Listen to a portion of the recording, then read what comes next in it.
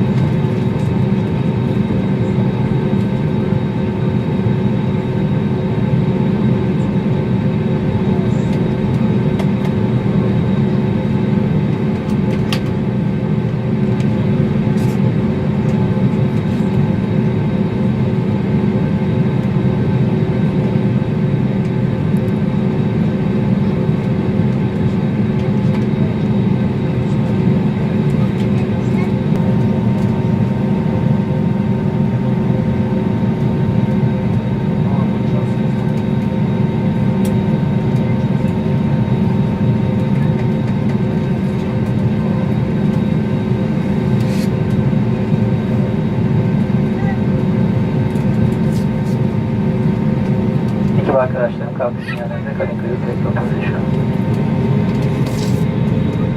Değerli misafirlerimiz, şimdi lütfen tüm elektronik cihazlarınızı ve cep telefonlarınızı tamamen kapatınız. Teşekkür ederiz.